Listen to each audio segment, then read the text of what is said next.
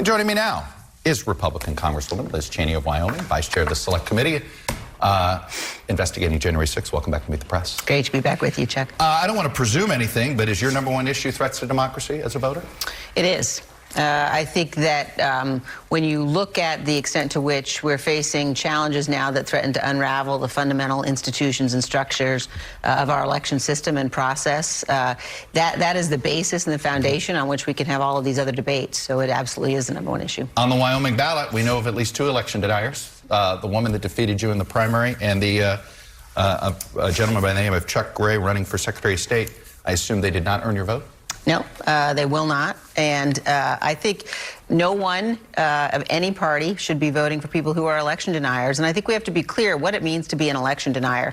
It means, in the case, for example, of Kari Lake and Mark Finchem in Arizona, they have both said, we've looked at all of the facts, we've looked at the results of the election in 2020, we've looked at the law, we've looked at the fact that the courts all ruled against Donald Trump, we've looked at the audits and the recounts.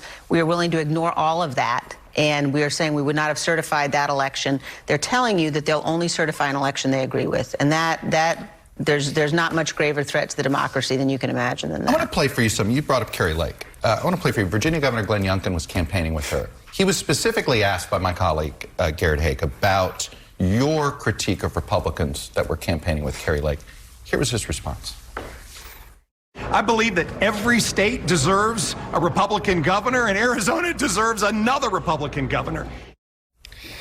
A lot of Republicans in the last 3 weeks that I would describe as empathetic to what you've been doing have suddenly found themselves deciding, hey, party over country. What do you make of those decisions? You know, I think they are really indefensible decisions. And, you know, I've said I think that Glenn Youngkin has done a good job as governor of Virginia. But nobody should be out advocating for the election of people who will not honor the sanctity of our elections process. And, you know, people who do that are, in fact, putting politics ahead of the Constitution and ahead of the country. I've noticed Dan Cox is the Republican nominee in Maryland. It's been pretty easy for Republicans to ignore him. It seems like it's been harder for them to ignore Kari Lake in Arizona, battleground state. Even we've seen some even campaign with Doug Mastriano in Pennsylvania. This win it, whatever it takes to win, winning trumps everything. How do you blow that up in the party? Well, I think you've got to remind people that everybody has an obligation to defend the Constitution, an obligation to do what's right. And so right now you've got a lot of Republicans in particular. Democrats do the same thing. It just happens that our candidates are more dangerous right now. But you have got a lot of Republicans who are saying, you know what, I'm going to ignore the threat posed by a former president who attempted to use force to to overturn an election, to stop the count of electoral votes. I'm going to ignore that. I'm going to ignore these people who embrace him. I'm going to ignore the danger, and I'm just going to focus on the near term. Is the Republican Party going to prevail? Why do you think more Republicans can't look? I just came back from Georgia. Brad Raffensperger, the Secretary of State, Brian Kemp, the governor, both beat back Trump challenges. Now, they didn't use anti-Trump rhetoric to do it, but they won. And they look like they're going to be in better shape.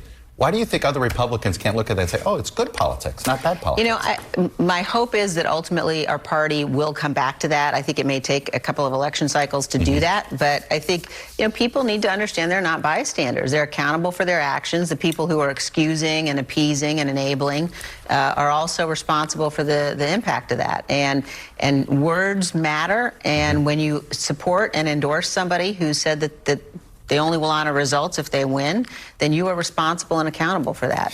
Well, somebody who's been walking this line has been Mitch McConnell. On one hand, and I think on Trump, you and him see eye to eye on some things, the danger of Trump and all of this. But I want to bring up an excerpt in a book that Jonathan Martin and Alex Burns wrote. And this is about McConnell. McConnell found the whole Liz Cheney saga confusing. In his mind, she was committing a cardinal sin, relinquishing power. Why, he wondered aloud, would Cheney willingly jeopardize her leadership post by continually condemning Trump? Just ignore him like I do, he said. What's your response to McConnell? think you've probably had this conversation with him. Yeah, look, I think obviously the idea that we could simply ignore Donald Trump and the threat would go away is clearly wrong. And I think that, Leader McConnell and Leader McCarthy obviously have taken slightly different approaches to Donald Trump. Leader McCarthy is embracing him. Leader McConnell has thought we can ignore him and go forward as a party without him continuing to have power and authority. That's clearly not the case. And my view from the beginning has been, we have to, as a party, reject insurrection. We have to reject what he stands for. I don't think this is an issue about which you can make a political calculation. I think it matters too much. So clearly, Leader McConnell and I do not see eye to eye on this. He had a chance to vote to convict Donald Trump. Do you think, how much of a mistake do you think that vote, his decision not to vote to convict, was? Well, I think that it was a mistake. I think it was the wrong decision. I think, the fact that all of the Republicans who did not vote to convict, some did, but not enough. Mm-hmm. We were in a situation where I would have liked to have seen that trial take place immediately. I don't think that the article of impeachment should have been held. I think there were a number of people responsible for the delay in that trial, but that was a mistake. And I think clearly this was an impeachable offense for which Donald Trump should have been convicted. Has it made you think less of McConnell?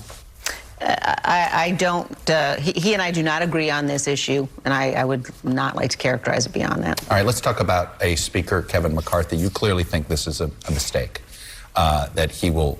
You are concerned about his speakership. What specifically concerns you? Well, look, the Speaker is second in line to the presidency, and at every moment since, frankly, the aftermath of the election in 2020, when Minority Leader McCarthy has had the opportunity to do the right thing or do something that serves his own political purpose, he always chooses to serve his own political purpose. And, that extends to what we've seen just in the last few days with these comments about aid to Ukraine. The idea that somehow the party is now no longer going to support the Ukrainian people, which, for somebody who has a picture of Ronald Reagan on the wall of his office in the Capitol, the notion that now Kevin McCarthy is going to make himself the leader of the pro-Putin wing of my party is just a stunning thing. It's dangerous. He knows better. But the fact that he's willing to go down the path of suggesting that America will no longer stand for freedom, I think tells you he's willing to sacrifice everything for his own political gain. Do you think at all this is just gamesmanship? He just wants the Democrats to do it in the lame duck? Or do you think this is a reflection of an isolationist streak that's actually taking hold inside the Republican Party? We certainly have isolationists inside our party. We have isolationists inside the Democratic Party as well. But leaders have to lead, and when you have the leader of the Republican Party suggesting that we can play with the fire of isolationism, suggesting that somehow the American people will not support the fight for freedom, which is the front lines of freedom right now happening in Ukraine, the battle between Putin and Zelensky. And the notion that he would be willing to embrace that, to enable it, tells you he's just not fit for the office. I want to ask you a little bit more about what's going on. We have Iran now on the ground in Ukraine helping the Russians. At the same time, Iran sits on OPEC. Our supposed ally, Saudi Arabia, who doesn't like Iran, is sitting here making decisions that essentially are helping the Russians, helping the Iranians, hurting the West. What should our foreign policy be to Saudi Arabia right now, considering the current circumstances? Well, look, I think first of all, we ought to absolutely and clearly walk away from the negotiating table with the Iranians. The notion that the Iranians are now providing these drones to the Russians to use in Ukraine, if nothing else has convinced us yet to walk away from the table, that should.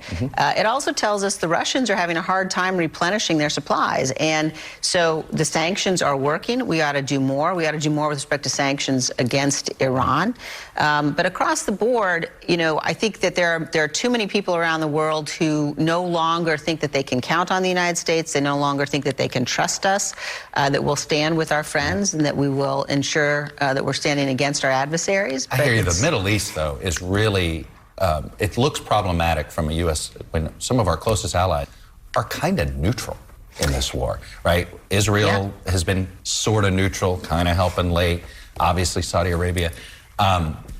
How much of a problem do you view this as? Well, it's a big problem, and I think it's a problem of American leadership. We need to be doing more faster in terms of what we're providing to the Ukrainians. We need to be very clear. You know, when Kevin McCarthy suggests that the Republicans are not going to support aid to Ukraine, that is incredibly damaging to America's standing in the world. It's damaging to the effort that the Ukrainians are engaged in. We need to demonstrate that the United States of America recognizes we have to be a leader in the world. We're not going to go back to the days of isolationism, which has been a threat in this country, you know, ever since the end of World War II. Before we go, I want to, at the other side of the break, we're going to go deep into January 6th in your investigation. But I'm curious, for 4 years, you publicly were supportive of the Trump administration.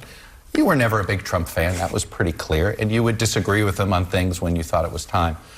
But you voted with him 93% of the time. Do you look back and think of any moment and think, boy, maybe I should have spoke out sooner. Maybe I should have confronted him sooner. At the time, I was confronting him on the policies when I disagreed with him. They tended to be mostly national security policies. Right. I'm a conservative. As you said, I voted with him 93% of the time.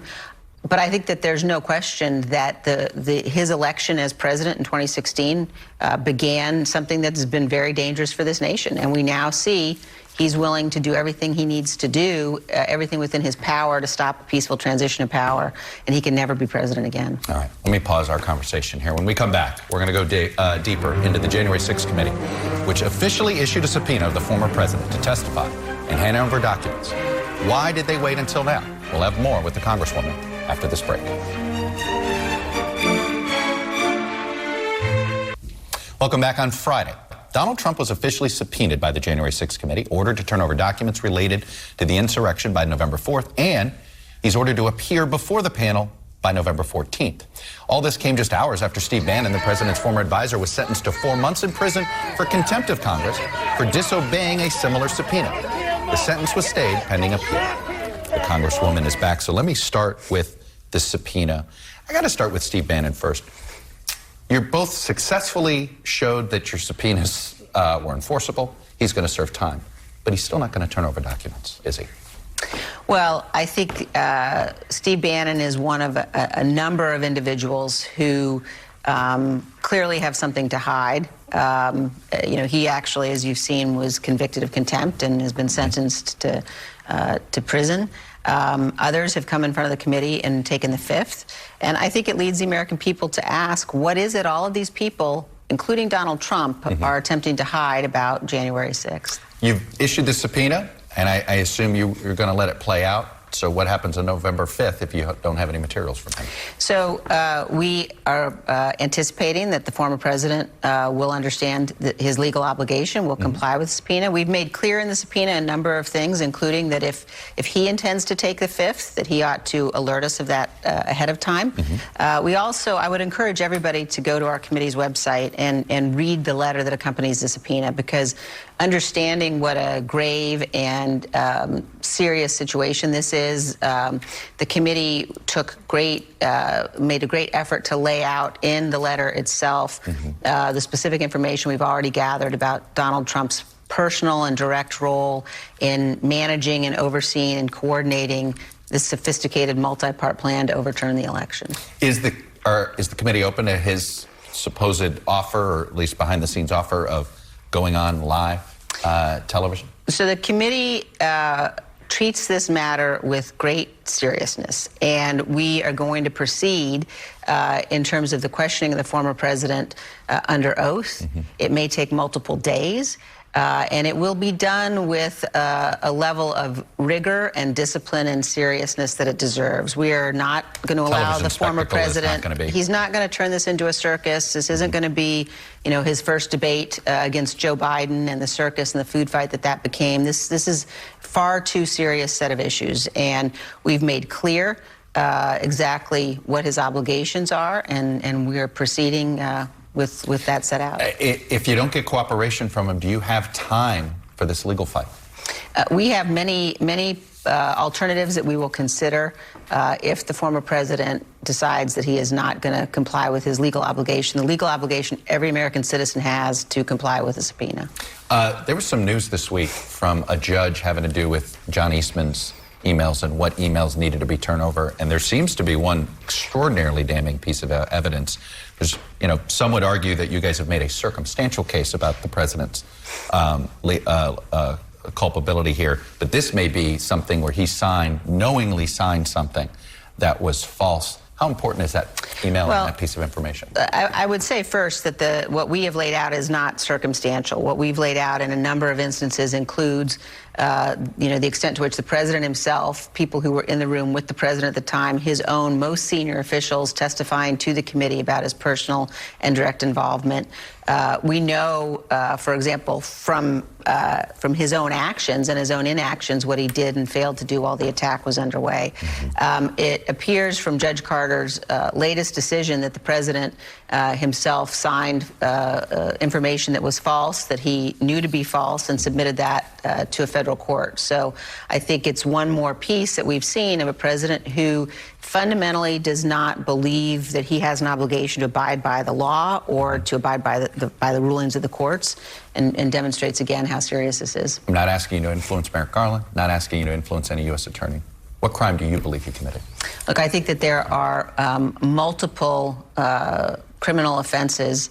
The committee, I don't want to get in front of the committee, but that we are looking at. And I think it's very important for everybody to recognize that when you are faced with a set of facts, when you're faced with evidence as clear as this is, and some have said, well, we don't know what his intent was. Maybe he really thought he won the election. We actually know that that's not the case. We've put on testimony that showed that he admitted that he lost. But even if he thought that he had won, you may not send an armed mob to the Capitol. You may not sit for 187 minutes and refuse to stop the attack while it's underway. You may not send out a tweet that incites further violence. So we've been very clear about a number of different criminal offenses that are likely at issue here.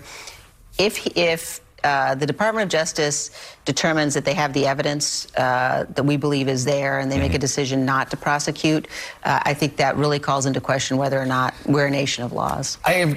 They've got a lot of issues that they're dealing with that may be criminal when it comes to the former president. If they make the decision to charge him on the Mar-a-Lago classified document situation because perhaps it's an easier case to prosecute and they don't choose to go down this road, do you find that to be a mistake? I have confidence in the professionals of the Department of Justice. I have confidence in the Attorney General that they are taking very seriously their obligations with respect to every aspect of the potential criminal conduct by the former president. And let's just have the American people pause on that we are talking about multiple instances of criminal conduct by the former president of the United States. There's separate criminal investigations right now at the Justice Department. I'm curious about something in history that I think may have both mistakenly guided how people of our generation view history, and that was Gerald Ford's decision to pardon Richard Nixon. If he doesn't pardon Richard Nixon, and Richard Nixon had faced criminal prosecution, do you think the country would be more open to dealing with Trump this way? I think that it was the right thing for President Ford to do. I do not think that would be the right thing for President Biden to do. Some have suggested that. President Ford pardoned President Nixon after President Nixon had resigned from office, had left office. I think that it was the right decision to make in terms of the national healing there. President Trump continues to this day to glorify those who attacked the Capitol on January 6th. He continues to this day to say things that he knows caused violence. And so I think that the two things are very different. Richard Nixon, though, never admitted culpability, although Gerald Ford insisted to death that he doesn't issue that pardon that the pardon was not. Well, he resigned from office. Yeah. I mean, but look, we've never in our history had a president do what Donald Trump did, and frankly continues to do. And we have to take that very seriously. You, among politicians, have had a unique experience. There was a time you were extraordinarily demonized by the left. I don't remember that time. Really? That you've been extraordinarily demonized by the right. What has that experience been like for you? Look, I think that we have to deal with sort of the facts that are in front of us. And My view is the job that I have to do right now and that I have had to do, especially since January 6th, is so important that that really is my focus.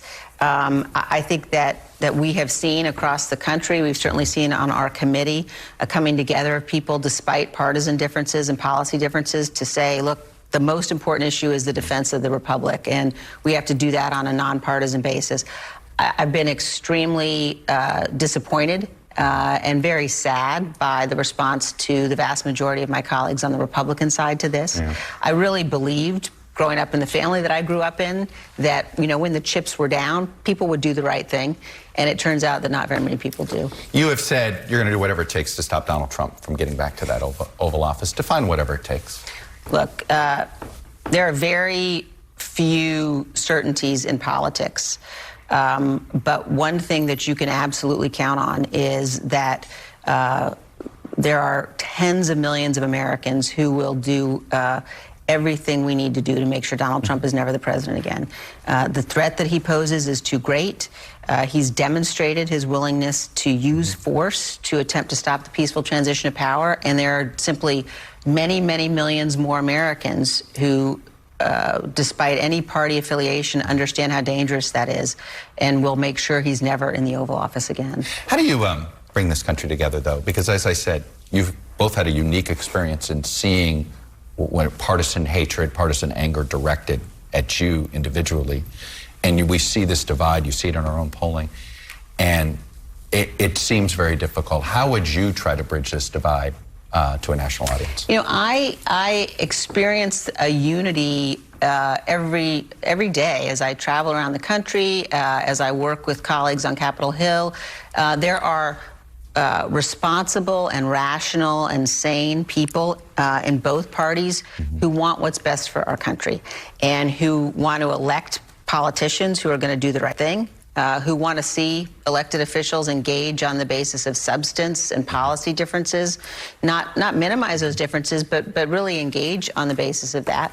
And so I've been very heartened by the unity that I've seen. So many people who understand we have to say, stop, we cannot go over this abyss, and we have to come together to solve the great challenges our nation faces. Donald Trump ends up the nominee in 2024. You've said you're not going to be a Republican anymore. So it implies you think the Republican Party can be saved. I think that the party has either got to come back from where we are right now, which is a very dangerous and toxic place, or the party will splinter and there will be a new conservative party that rises. And if Donald Trump is the nominee of the Republican Party, the party will shatter, and there will be a conservative party that rises in its place. I was with a voter group this week who both were exhausted by the January 6th committee and wanted to see you in for president. What would it take to get you to run for president? Look, I am going to be very focused on all of the things that we've been talking about, and I care deeply, as I know you do, as millions of people do, about this nation and about the blessing that we have as a constitutional republic. And so, you know, whether that means helping other candidates, whether it means helping to educate people around the country. I have been on a number of college campuses and am very inspired by those young people. Yeah. But I'm focused on what we've got to do to save the country from this very dangerous moment we're in. You know, not right now on whether I'm going to be a candidate or not. There's some people who suggest if you were a third-party candidate, it would be enough to stop Trump.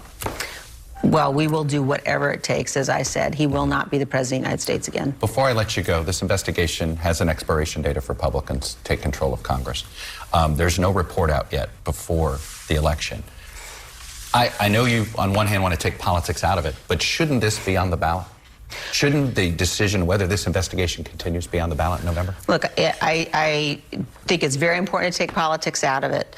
The committee is investigating and proceeding in a way that is not partisan at all. I think that as people go in to vote, they need to recognize that there are certain candidates who are anti-democracy. They need to recognize that election deniers are anti-democracy, and they should not vote for those people. Where does this investigation go on January 4th? Well, You know, if we were in a nation where our politics were operating the way they should, the investigation would proceed no matter what. I think that the Republicans have made very clear that they're not interested in getting to the bottom of what happened or holding people to account. And I think that also ought to be something that Americans across the country are paying attention to. Why would you not want to understand how this happened? Congresswoman Liz Cheney, believe it or not, I still have questions for you, but I am out of time. Well, thank you for all the time. I appreciate it. Thanks for having me, Jack. Stay safe on the trail. Thank you so as you much. go out there.